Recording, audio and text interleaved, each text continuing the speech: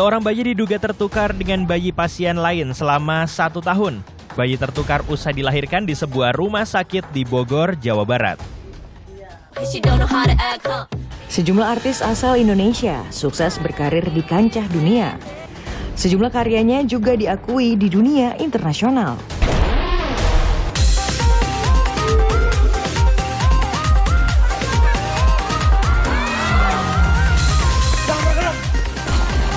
Mohon maaf sebesar-besarnya kepada istri saya.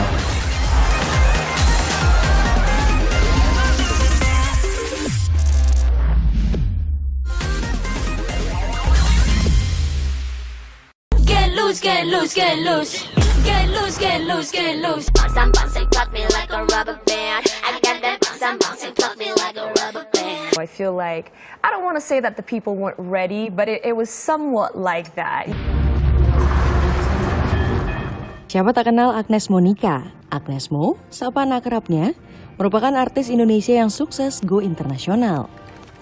Pada akhir Juni 2023, Agnes Mo merilis single berjudul Get Loose. Berkolaborasi dengan Ciara, penyanyi asal Amerika yang pernah memenangkan Grammy Award. Get loose, get loose, get loose. Get loose, get loose, get loose.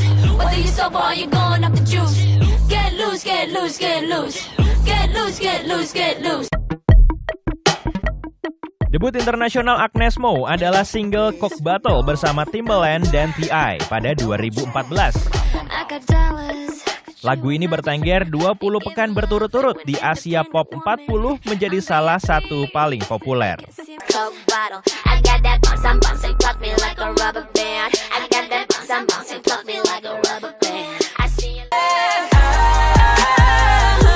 Agnes Mo terbilang produktif melahirkan hits internasional. Ia dengan konsisten telah menghasilkan minimal 1 single internasional setiap tahun sejak 2017.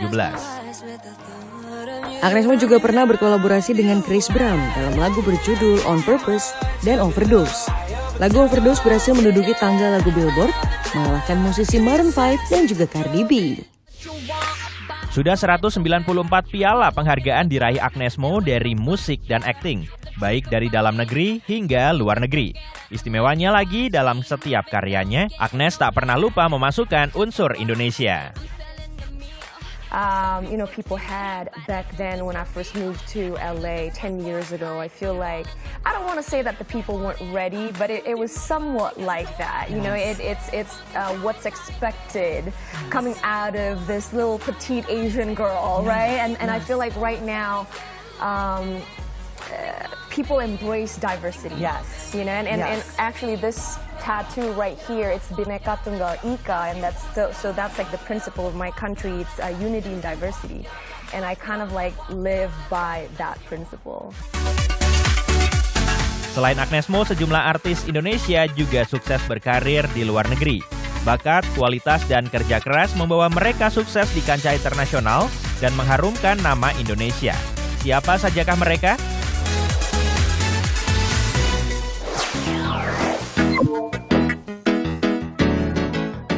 Nikki Zevanya menjadi pengisi soundtrack film Marvel Shang-Chi and the Legend of Ten Rings.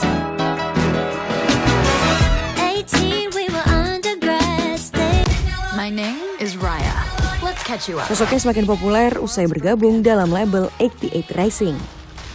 Selain itu, lagu Nikki yang berjudul Warpaint juga dijadikan soundtrack film Disney, yaitu Raya and the Last Dragon. Don't give up on them. Can I get more click, please? Tahun 2022, Nikki tampil di panggung Coachella. Momen ini mencetak sejarah baru sebab Nikki menjadi penyanyi perempuan Indonesia pertama yang tampil di Coachella.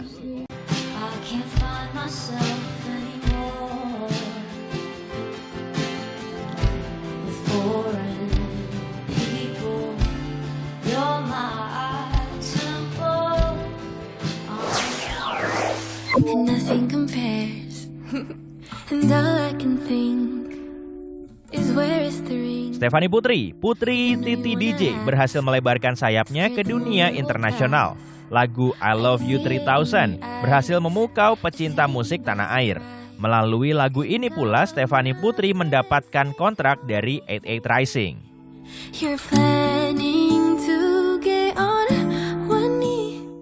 Stefanie merilis ulang lagu I Love You 3000 dalam versi duet bersama personel boyband Korea GOT7, Jackson Wang. I'm ready to bring your wedding ring. Sejumlah penyanyi Indonesia tergabung dalam label 88 Rising. Ada rapper Rich Brian, Devinta Trista, dan juga Warren Hu.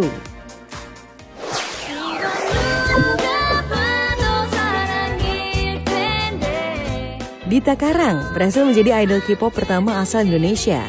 Dita tercatat sebagai personel Secret Number dan menempati posisi main dancer sekaligus lead vokal. Pada tahun 2022, Dita debut bersama grup Secret Number dengan lagu pertama mereka, Who Dis, yang melejit dengan cepat.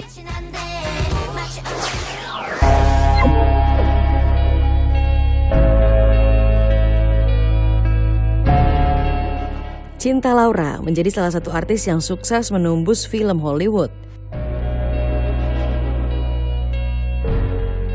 Cinta Laura mengawali karirnya dengan membintangi film The Philosophers atau nama lainnya After the Dark. Dalam film bergenre drama fantasi ini, Cinta memerankan tokoh utama. Cinta juga terlibat dalam film The Ninth Passenger, Star, Crazy for the Boys, Nanny Surveillance, dan Good Night. Well, selama 16 tahun bergerak di dunia hiburan, aku bersyukur udah dikasih kesempatan untuk bermain di beberapa ratus episode sinetron, membintangi series OTT, dan tentunya film-film lokal maupun internasional.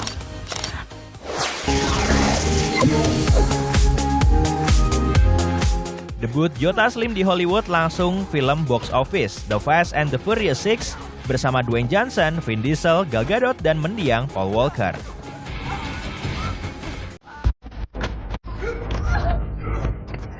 Star Trek Beyond jadi proyek Joe Taslim di Hollywood selanjutnya. Di sini Joe mendapatkan peran antagonis sebagai Manas, anak buah dari Kral.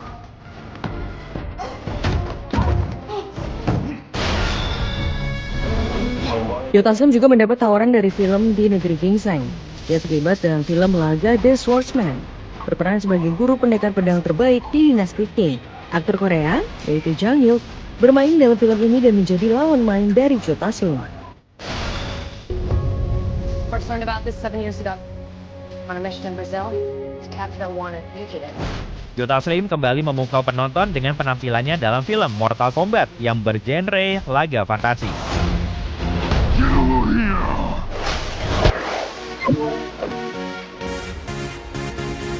And Tiger Chen from China.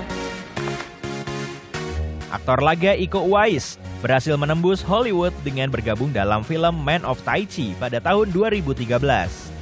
I will fight you.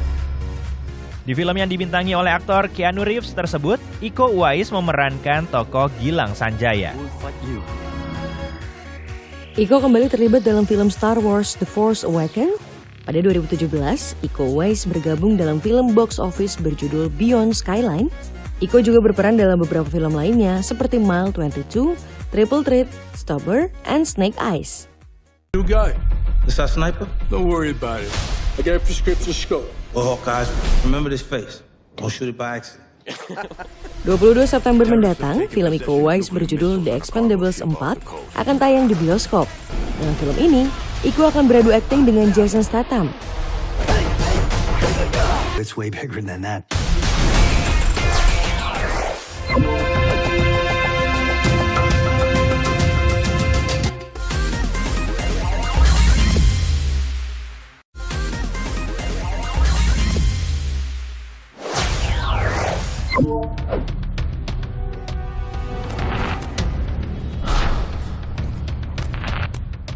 Kisah bayi tertukar ternyata tak hanya ada di film atau sinetron saja.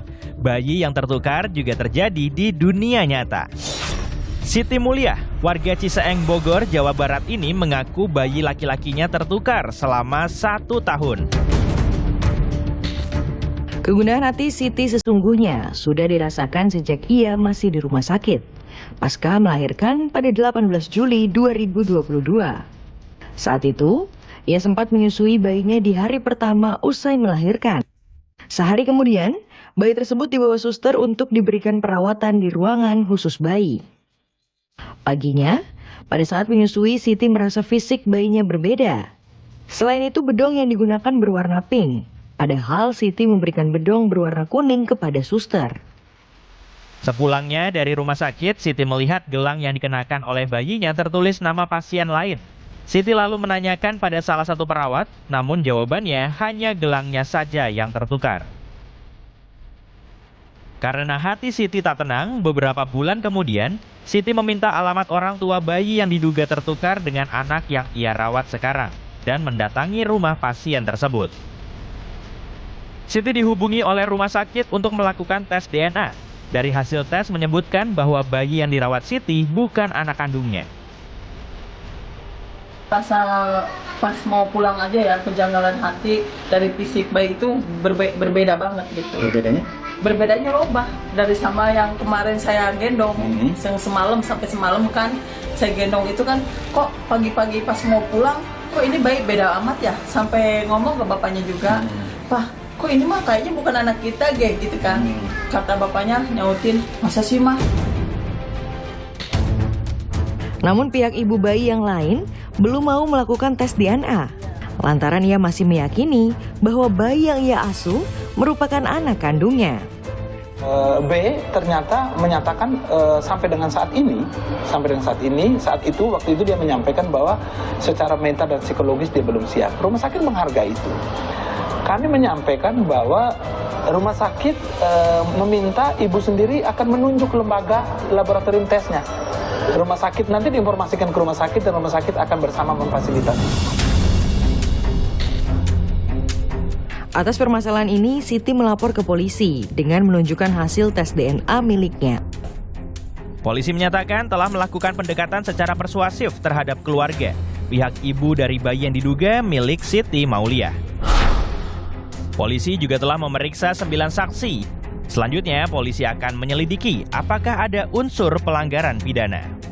Dari saksi yang dari pihak rumah sakit dan dari pihak keluarga, pihak kepolisian yang didukung oleh Pak PLT nanti akan langsung mendampingi yang bersangkutan untuk melaksanakan tes DNA. Siti Mauliah juga mendatangi KPAI untuk meminta pendampingan psikologis dan meminta KPAI untuk melakukan fungsi pengawasannya.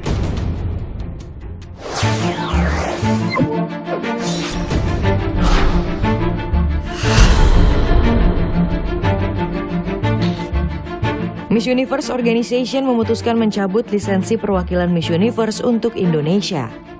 Keputusan ini merupakan imbas dari kasus dugaan pelecehan seksual yang dialami sejumlah finalis dalam ajang Miss Universe Indonesia.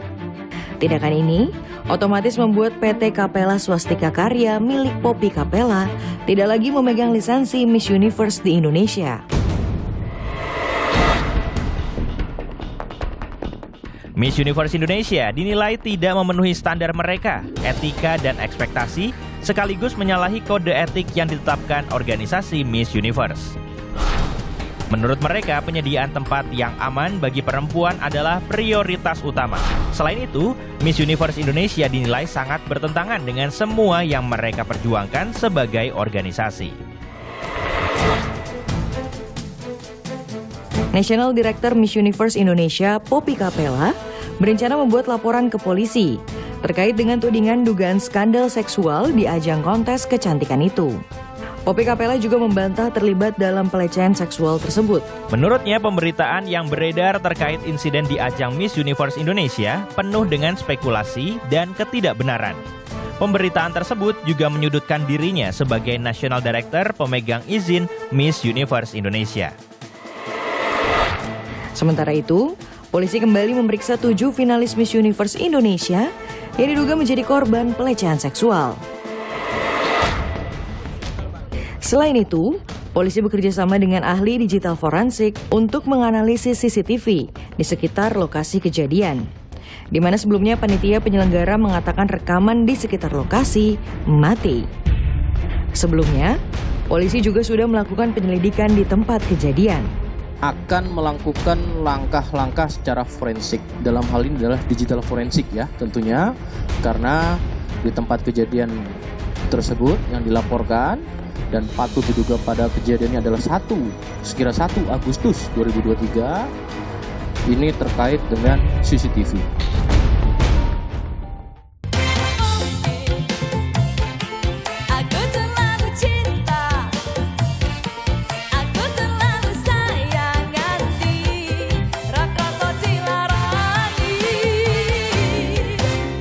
Lagu Rungkat yang dinyanyikan penyanyi Putri Aryani ini sukses membuat upacara hari ulang tahun ke-78 Republik Indonesia di Istana semakin meriah.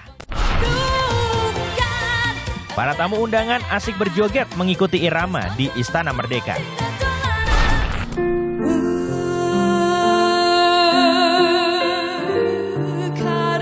Sebelum menyanyikan Rungkat, Putri membawakan lagu Melati Suci, ciptaan guru Soekarno Putra.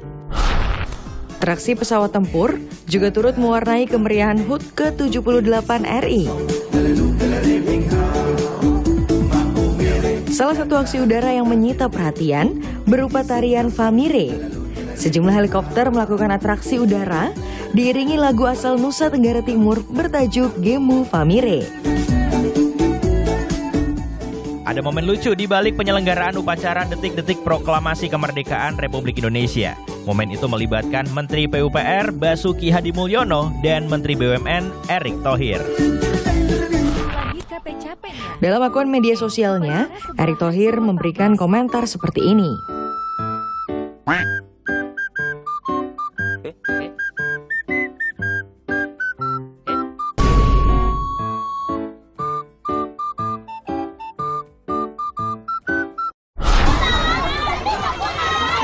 Pop News akan hadir sesaat lagi dengan informasi menarik lainnya.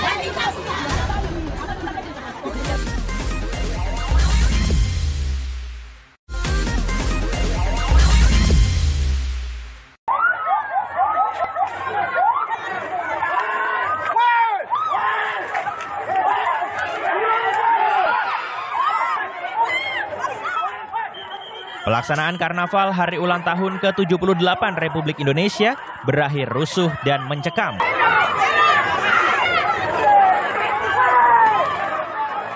Dua kelompok warga terlibat tawuran di tengah kerumunan usai menyaksikan karnaval. Mereka saling pukul, saling lempar, dan kejar-kejaran.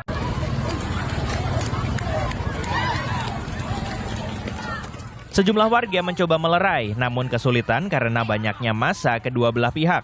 Tawuran dipicu oleh kesalahpahaman.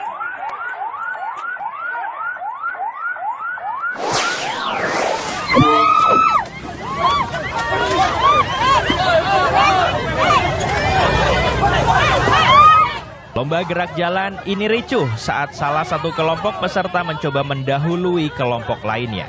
Salah satu peserta bahkan saling baku hantam.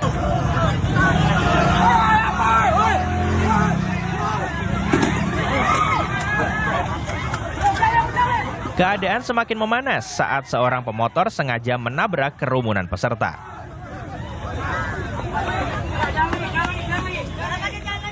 Usai kejadian, kedua kelompok telah berdamai, namun mereka tetap diminta menandatangani surat kesepakatan agar tak memperpanjang masalah ini.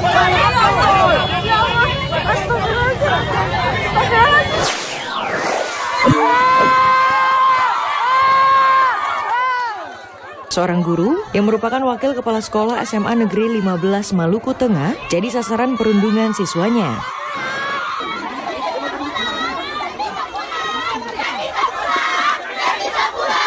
Kunci sepeda motor milik guru ini diambil seorang murid.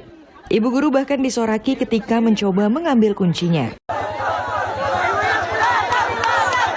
Kejadian ini berlangsung di daerah parkir sekolah saat para siswa berunjuk rasa menolak kebijakan yang diberlakukan oleh sekolah. Saya tahu ada yang mengatakan saya ini bodoh, pelongo-pelongo, tidak tahu apa-apa, Fir'aun, tolol. Inilah sepenggal pidato kenegaraan yang disampaikan Presiden Joko Widodo dalam sidang tahunan MPR-DPR 2023. Ya enggak apa-apa.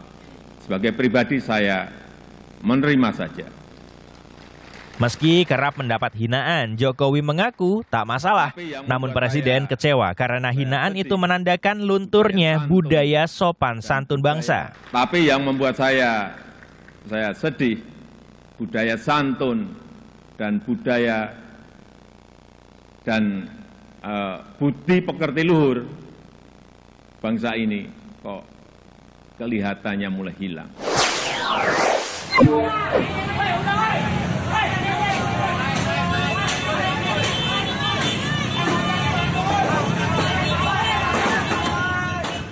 Anggota geng motor ini tiba-tiba menyerang 4 pemotor yang melintas di jalan raya.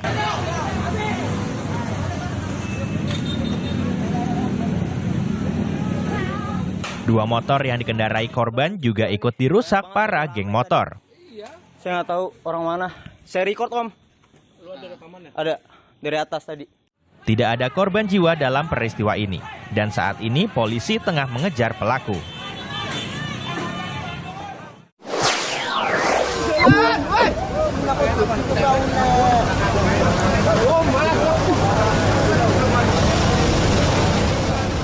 52 kapal nelayan yang bersandar di kolam penampungan ini terbakar di Pelabuhan Perikanan Tegal Sari.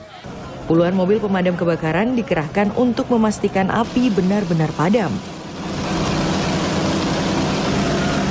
Api sebelumnya diduga datang dari salah satu kapal, namun merambat ke kapal lain karena kencangnya embusan angin. Pemprov Jawa Tengah kini tengah mengevaluasi pengelolaan pelabuhan untuk pengaturan pola tambat kapal sebagai antisipasi kebakaran terulang kembali.